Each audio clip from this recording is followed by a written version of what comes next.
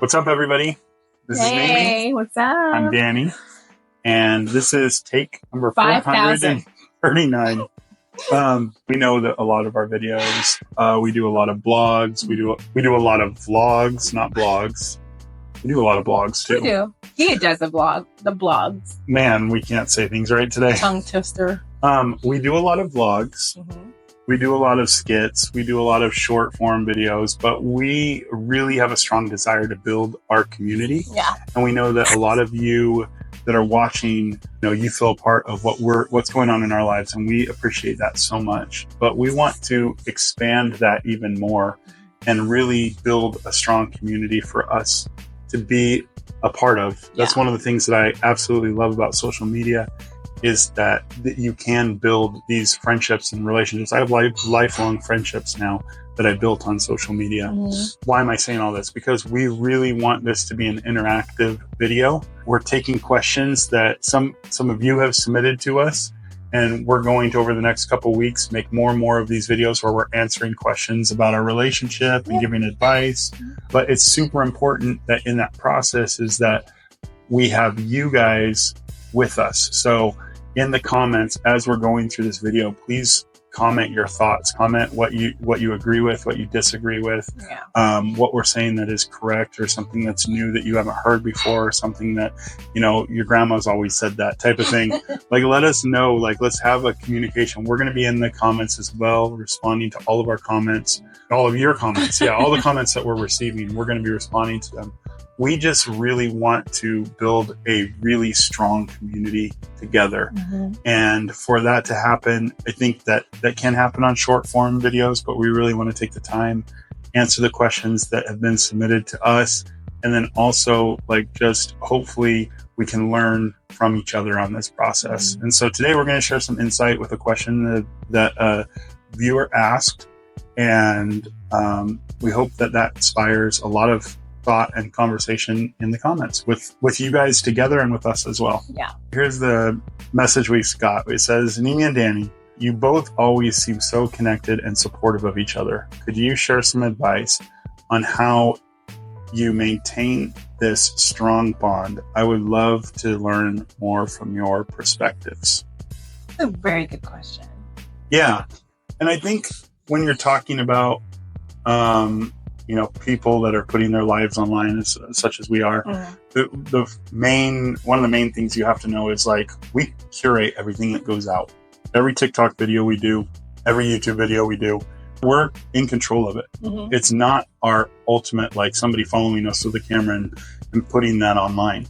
We control what goes out. So we're not always going to have the most real content. We try to be as real as we can. We try to be as real and as authentic as we can in front of the camera.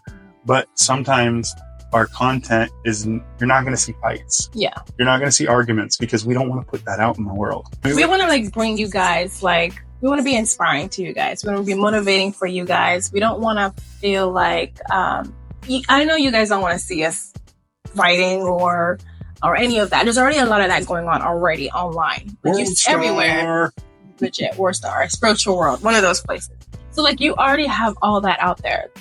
We're about positivity. We want to bring something positive into the world. Yeah. And especially in our relationship, us as Christians, us as an interracial couple, us as, older parents, but a young family, we really want to present that front to the world in a positive light. Right. And so that doesn't mean that we're not being authentic. It doesn't mean that we're not being real. We're not keeping it real. We're all about keeping it real. We're about that. But it's do you want to see us fighting? What do we want to put out there? Yeah. I mean, we know that will probably get lots of clicks. Of course. Because headlines.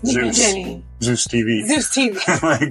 Biggest platform out there right now is all drama and arguing and fighting and all that. Mm-hmm. But that's not what we want in the world. That, yeah. And we want to be accountable to not only ourselves. It's not we're hiding ourselves. We're not about that. It's just we want to make sure that we could feed you guys, feed your souls, feed your hearts. You know what I mean? And make sure that we're giving you guys good content. You're going to get the best of what we feel we are. Yeah. And that's but at the same time, we're going to be as authentic as we can in that process.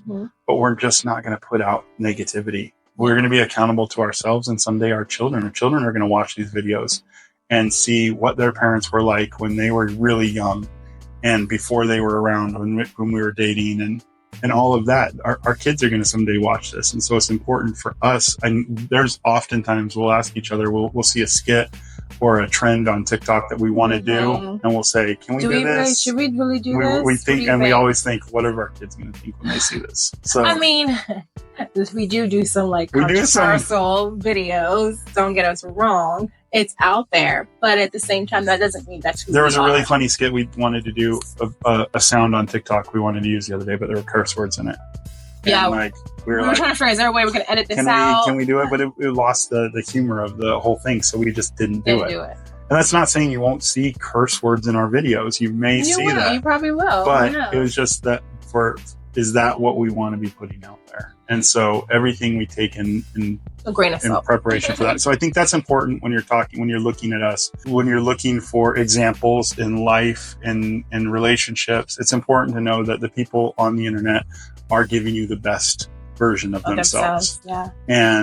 But it will be our challenge to still, even though we're giving you the best of who we are, to be authentic to who we are. And the reality is, man, I would love it if my life was actually this version that we put on the internet. That would be a pretty great life. To not have struggles, to not have frustrations, to not have those things, because we don't share that stuff. We don't share our struggles. We don't share we don't share negativity. We don't ever want to bring people down with our content. We're not going to give you guys a pity party. That's not what we're about. We don't do that. So I think that's just to set up that. We didn't even get into the question yet. Just to set it up first. That's just the foundation of what we're talking about. Know that what we show you is not always. So when they talk about like, oh, you guys have such a strong bond, we do. We do.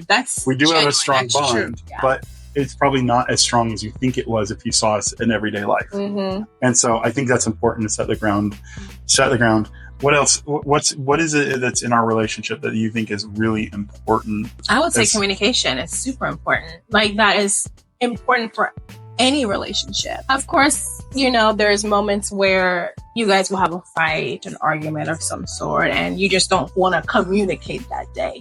That's fine. That makes sense. When that does happen, it's always important to come back, depending on the conversation, depending on the situation, to talk about it. Oh, I think that communication, first of all, I think communication is super important in the day-to-day, not just in the arguments. Right, being communicative in the making sure that the other person knows where the other person is on an emotional level, on a spiritual level, on even a physical level. There's many times where I need to remind you where I'm going to be that day because you will get frustrated. Or I just tend to truly forget because my day is probably already packed and I just forgot about it or something. But I think it's important that communication, not even just an argument times, but in everyday life is really good to have solid communication one to another. I think we do well with it too. Yeah, I think we do great at communication. But it's I hear that a lot as I guess one of the situations on why people break up or divorce or whatever. Communication and money. Communication and money. So it's just things are just passing by each other and they're not really grasping what the other person's saying or putting themselves in the other person's shoes, this and the other, and that's probably why not communicating feelings, not communicating where they're at emotionally, spiritually. Right. And too much of the ego is in the situation as well, where they're always bumping heads, and then it's just okay, you know what? But for us, I think that we've done really good at telling each other how we're feeling when we're not feeling our A+ game. Yeah. And I think the other thing that's important, we can get into this a little bit later, is I feel like if you and I are in a position where, let's say I'm at a B. I'm not living A+. I'm at a B. I can communicate that to you and you automatically know that and then take up the missing part, to bring me up to an A. Right. So I think that's an important element that you and I do really well is when lifting one person is down, we're lifting the other person up. You have an off day, I got you. Just go rest. I got you. Like, not saying that we are perfect, because that is not what we're trying to get to you guys. We're not. We have our moments of fighting. We have our moments of arguing. We have our moments of just disagreements. But at the same time, we try to communicate. We try to come back and like work it out. And sometimes some situations you just can't work out. And I'm always a person that's okay, agree to disagree. He doesn't like that statement. I can't stand agree to disagree. I think that it's life, it's just how things are. I think that agree to disagree is you are agreeing to not resolving the conflict. And maybe there's a moment where you need to agree to readdress this in a situation where you're not as fired up, as you're not as frustrated, you're not as your ego is not as high, you're not as hot tempered. You need to come back to it and communicate in another time, in another place, because I think that you should always, especially in a marriage relationship, you guys should always be in a position where you're in agreement. And that may mean that one person has to bow to that agreement, right? Do you feel that one person has to drop their ego down and I don't know if the word give in? Yeah, because I think marriage is compromise, and I think a lot of people just want to keep up with their own thought process and their own thing, and they never want to drop that. They never want to compromise that. But I feel like sometimes when you do have a disagreement and you step away for a bit and then you come back to that situation again at hand, I feel like it still creates a fire. Meaning, like, there's some times where like you could be like, oh, you know what, you said this, and the person's like, no, I didn't say that, or whatever, and then that just causes that friction up again that was supposed to have already been set out. I think if you're talking about specifics, then that's true. Like if you come back to it and you're talking about the specifics of what happened, like, you didn't do the dishes, yes I did, that's not something that I think you should come back and talk to. I think that what you need to come back to and talk together is more of like the principles feels of it. Yeah, like hey, when this happened, I felt like this. Okay. And I think that that's what the communication needs to come back to, not the specifics of you didn't do this and you did do this. And I heard some great advice early on in marriage, and I do not follow it at all. What's the advice? The advice is never use the words you always and you never. Those are fighting words, guys, just so you know. They really are. You could use them positively. You could use something that you always are graceful and helpful. You never complain. No, I'm not saying that. I'm just saying, like, most of the time in an argument, it comes out, you always do this. Right. And those are two words that probably should never come out, because everybody always and nevers. Everybody always and nevers, and nobody always and nevers. The reality is nobody does. Like, nobody always and nobody nevers. You know what I mean? But I think it's important in a communication, in an argument, to not use those words. Yeah. But I think if we can go back to the agree to disagree, I think that in a marriage specifically, agreeing to disagreeing is allowing disagreement to reign. And I don't think that's healthy for any type of a relationship, specifically a marriage relationship, is to have this level of disagreement. I think that you have to find a way to bow your ego, bow your wanting to be right, and you have to say, you know what, no, I don't agree to disagree, I agree for unity. So in agreement for unity, this is where I feel like this is what we need to do, and this is what you need to do for us to come to a compromise and come to the middle. Right. And the compromise sometimes is heavy one way and heavy the other. It could be the husband has the upper end or the lower end of whatever the compromise is. But and I want to get into this in a little bit. But as long as what's most important for us is played out. And so what do you think the importance in arguments in relationships of like the cool down period? So when it comes to the cool down period, I feel like, okay, so for example, if him and I have an argument about something, he is so quick to solve the situation. Resolve. Fix it. I am not that way. I am a person that wants to step back, take in what was said, see where I was wrong in, and then come back and be like, you know what? I apologize. I shouldn't have acted this way, but this is why I acted this way, because you did this, or you said this, or whatever the case or scenario is. And I should have known my whole life that I was going to end up with a personality like this, because my mom and my best friend, my brother, are both this same way, the way Nimi is, where I want to fix the argument 5 minutes after we've had it. I want it fixed. I want it squashed. I want it done. I want it over. I'm cool with taking a few minutes, counting to 100, that type of thing. But I just want us to be back to where we were. It happens yesterday. Did it happen this morning? Yeah, No. it probably happens every day. Yeah, Yesterday it did slept. happen when you asked me to come and fix the crib. And I was, That was yesterday. sleeping, and I was responded to you negatively, and you were mad. And then I was like, "Come on!" And I was like, "You were like, don't touch me." I knew you weren't really mad at me, but like you. It's just an prime example. You need that cool down time, and I'm like that immediately moment. trying to fix it and try. And this has been my problem my entire life with my mom, with my brother, now with Nimi, is I get in bigger arguments trying to fix the argument Then give than the person space. than I did when cool down. the argument first happened. Right. And so I think cool down is important, but I think it always has to come, like you always have to enter into a cool down mode. Like, okay, I'm going to take a minute. I'm going to take 10 minutes. I'm going to go for a drive. Those type of things. I think that always has to happen with a plan of resolving. I have a question. So you have two different personalities, right? You have one that wants to solve it right away, and a person that wants to just sit back and just wait, digest everything, and then talk about it later. The person that wants to resolve it right away will always get their resolution when they let that person calm down, cool down, and you come and talk about it. But if you push that onto the person that is trying to have that moment, that's why you have the bigger argument. You see what I'm saying? Do you get what I'm saying? I mean, what I'm hearing is always and never, but okay. No, I understand what you're saying. It's not really an always or You never. just said always get the resolution. Okay. No, I You agree. did say I'm that. in agreement. I'm in agreement. That word was just in my head. That's all. I'm in agreement. I'm in agreement. But you see what I'm saying? Yes. You still get the But if you solution. look at it that way, anybody comes to a conflict resolution with the objective of trying to get past that conflict is going to get the resolution, because they're coming to it from the perspective of wanting that. So they're going to get that resolution. The problem is not always two people want it, and that's where you wind up going back. That's where you wind up going to the agree to disagree.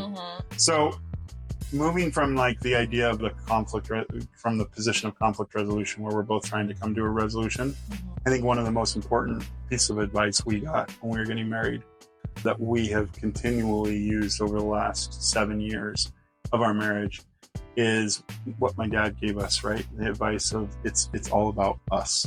It's not about you. It's not about me. It's we. That concept is if one person is selfish and it's all about them, then that's not going to work. Yeah. If that same person is not selfish and all about their partner and all about making their partner happy, because that's the advice you hear a lot. You got to do everything you can to make that woman happy.